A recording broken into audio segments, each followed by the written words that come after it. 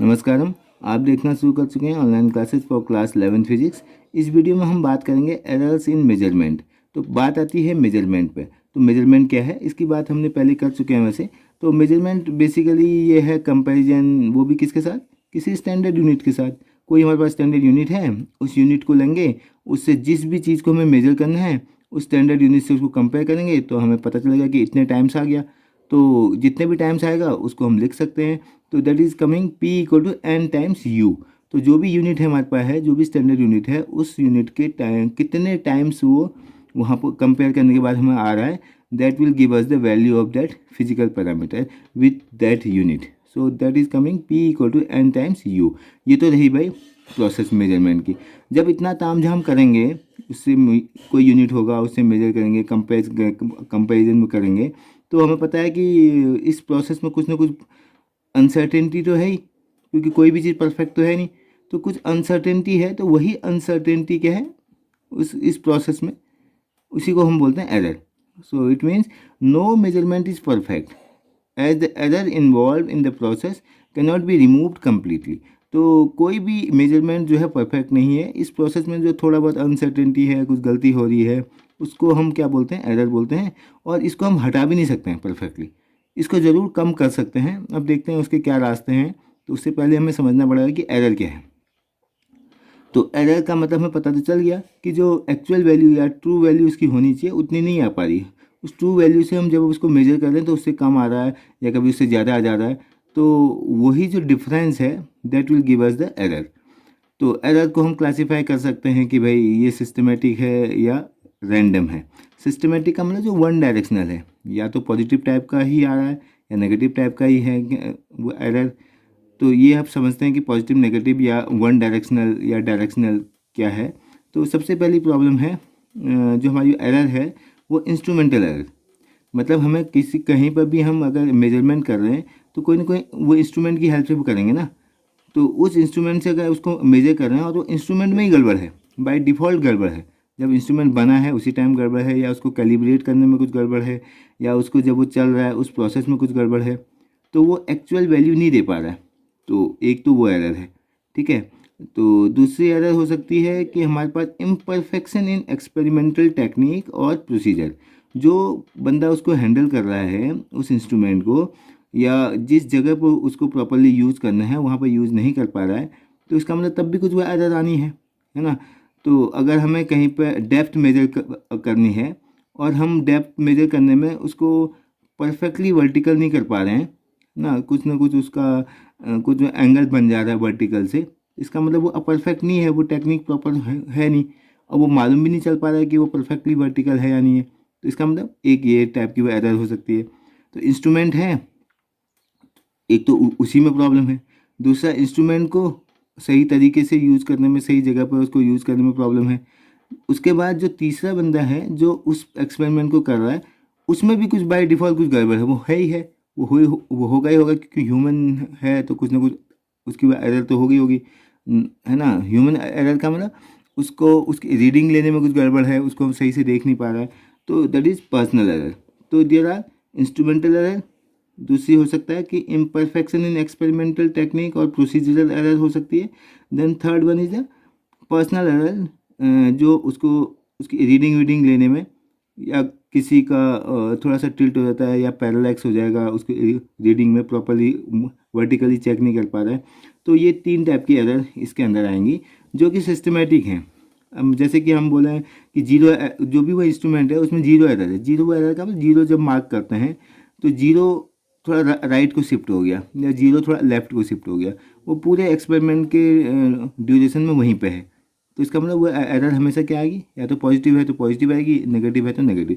Positive का मतलब अगर कभी भी हमें जैसे ज़्यादा मिल रही वो रीडिंग हमेशा, तो हमेशा ज़्यादा ही मिलेगी वो हर बार, वो फिक्स है, तो उसको हम माइनस कर सकते हैं बाद में। कम है तो हम उतना ऐड कर सकते हैं। तो ये बात है कुछ एरर्स के। इसके बाद आते हैं रैंडम एरर। रैंडम एरर का मतलब है हमें पता ही नहीं है कि क्यों हो रही है, वो रैंडमली आ जा रहा है। जैसे हम जिस टेबल पे एक्सपेरिमेंट कर रहे हैं, मान लो टेबल में वाइब्रेशन हो गए अननोइंगली, वो पता नहीं चल पा रहा है। इसके अलावा विंड के चक्कर में, या टेम्परेचर चेंज हो गया थोड़ा बहुत during the experiment, long experiment है तो है ना। इसलिए अलावा पर्सनल यहाँ भी वो इन्वॉल्व है। तो ये सब चीज़ें कहाँ कहाँ आएंगी, रैंडम उसमें आएंगी, रैंडम एरर में। तो घूम फिर के हमारे पास क्या है, दो टाइप के एरर है, systematic error and random error. इसके अलावा हमारे टूल पे डिपेंड कर रहा है, जो हम इंस्ट्रूमेंटल एरर कह रहे थे। तो हर टूल की एक अपनी लीस्ट काउंट होती है। कोई भी टूल है जिसके थ्रू हम कहीं पर भी एक्सपेरिमेंट कर रहे हैं, तो उस टूल की कोई ना कोई लीस्ट काउंट होगी, मतलब वो मिनिमम कितना काउंट कर पा रहा है या मेजर कर पा रहा है। The smallest value that can be measured by measuring instrument is called the least count of the instrument. जैसे हमारा नॉर्मल जो स्केल हम अपने यहाँ यूज़ करते हैं नॉर्मल लाइन वाइन ड्रॉ करने में, तो उसका लीस्ट काउंट क्या है, 1 मिलीमीटर। 1 मिलीमीटर से कम तो वो क्या नहीं करता, मेजर नहीं करता ना।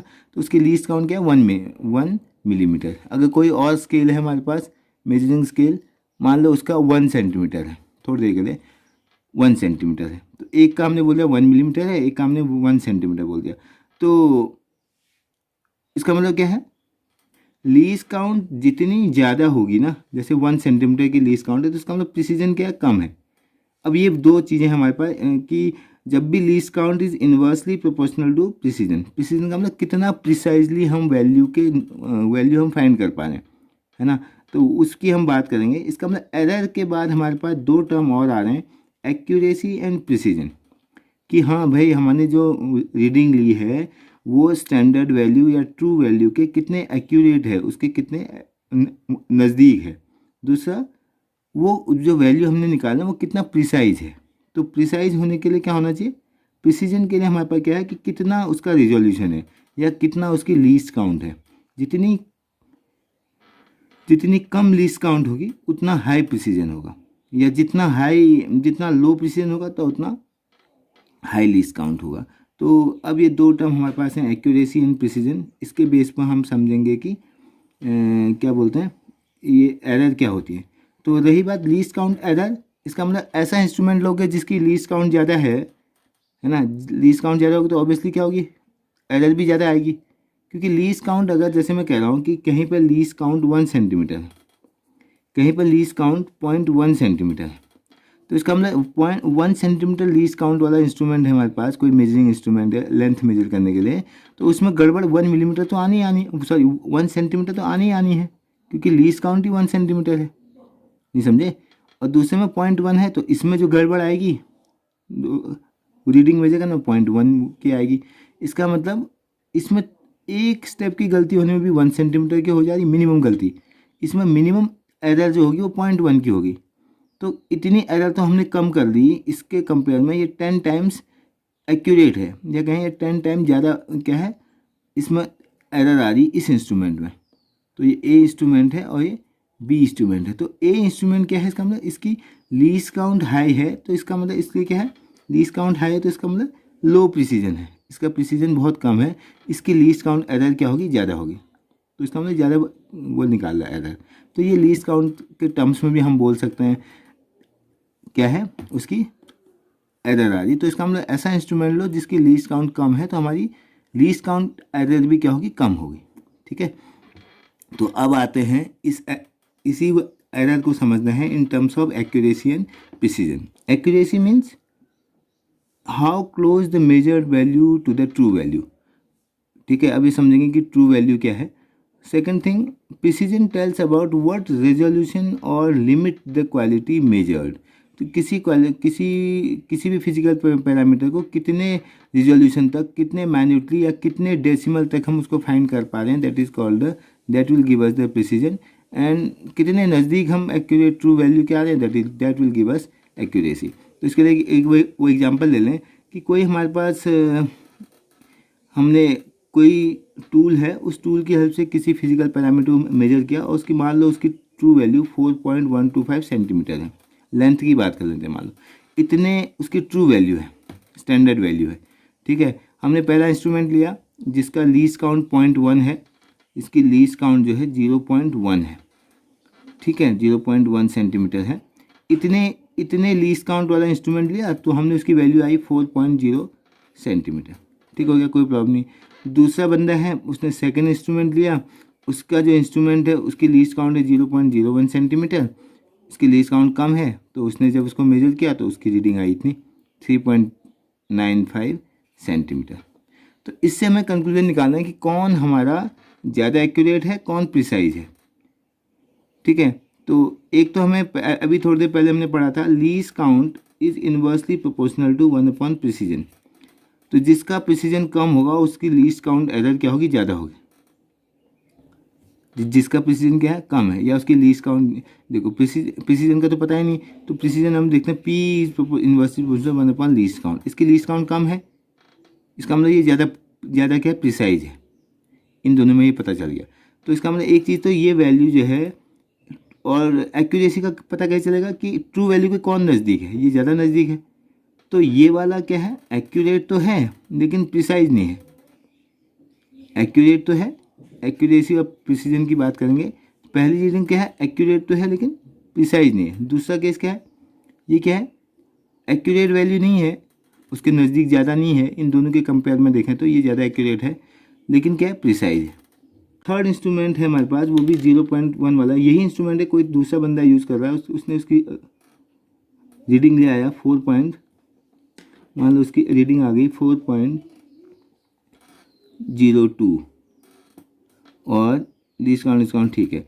तो इन तीनों के केस में क्या पता चल रहा है, सबसे ज़्यादा एक्यूरेट कौन है, 4.02 वाला है, क्योंकि इससे भी ज़्यादा है, इस रीडिंग इससे ज़्यादा नज़दीक है, ये एक्यूरेट है। और प्रिसाइज भी क्या है, इन तीनों में ये है, ये दोनों इक्वल प्रिसाइज है। तो ये थर्ड रीडिंग क्या हो जाएगी, एक्यूरेट भी है और प्रिसाइज भी है। तो एक्यूरेसी और प्रिसीजन का मतलब ये नहीं है कि मतलब जो एक्यूरेट है वो प्रिसाइज ही होगा, या जो प्रिसाइज है वो एक्यूरेट भी होगा, ऐसा नहीं है। प्रिसीजन अलग चीज़ है। प्रिसीजन डिपेंड कर रहा है कि लीस्ट काउंट वाला जो इंस्ट्रूमेंट है, वो जिसका लीस्ट काउंट जितना कम होगा, जितना कम लीस्ट काउंट या जितनी कम वैल्यू में मेजर करा तो उतना प्रिसाइज निकालेगा।